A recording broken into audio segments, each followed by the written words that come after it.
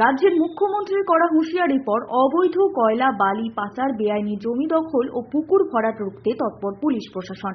কিন্তু তারপরও বারবার অভিযোগ উঠছে সেসব বেআইনি কারবারের বিরুদ্ধে। বুধবার আসানসোল পৌর নিগমের সামনে কংগ্রেস কর্মী সমর্থকেরা পৌরসভার বিরুদ্ধে প্রতিশ্রুতি ভঙ্গের অভিযোগ তুলে বিক্ষোভ দেখায়। এদিন কংগ্রেস কর্মী সমর্থকেরা মেয়র বিধান উপাধ্যায়ের কাছে শহরের 3টি সমস্যা, রাস্তা সংস্করণ, যানজট, বেআইনি দখলদারির বিষয় নিয়ে স্মারকলিপি প্রদান করেন। এখন উনি বলেছিলেন যে পুজোর পরে আমরা এই রাস্তাগুলোকে রিপেয়ার করব। এখনও পর্যন্ত হটন রোড বা গড়াই রোড সমস্ত রাস্তা রিপেয়ারিংয়ের কাজ শুরু হয়নি। আমরা বললাম, তো মেয়র সাহেব বললেন যে হটন রোডের কাজটা যে নিয়েছিল সে কাজ করতে পারছে না, তাকে ব্ল্যাক লিস্টেড করার নোটিশ দেওয়া হয়েছে। আবার নতুন করে টেন্ডার করে ওটা আমরা কাজ করাবো। গড়াই রোডের কাজ শুরু হচ্ছে খুব জলদি। এই রাস্তাগুলো যেগুলো বলেছিলেন যেগুলো আমরা করাবো সেগুলো আগামী বলছেন যে খুব তাড়াতাড়ির মধ্যে আমরা কমপ্লিট করি দেব।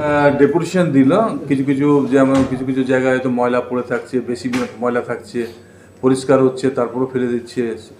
মানে কিছু জায়গায় 44, 46, 47 যেমন 3টি ওয়ার্ড বলেছে।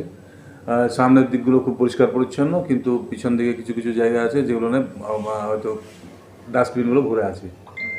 সেগুলো নিয়ে বললো আমাদের হটন রোডটা আমাদের অলরেডি দুর্গাপূজার আগে টেন্ডার দিয়ে দেওয়া হয়েছিল, ওয়ার্ক অর্ডার দিয়ে দেওয়া হয়েছিল, তারপর কাজ চালু করেন ঠিকাদার। আমাদের অলরেডি ঠিকাদারকে শোকজ করা হয়েছে এবং তাকে আমরা বললাম ব্ল্যাক লিস্ট করার জন্য। আসানসোল থেকে সঞ্জয় যাদব, 99 নিউজ বাংলা।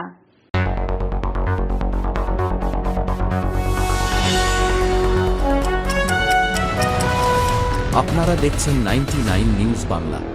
বদলাবো আমরা।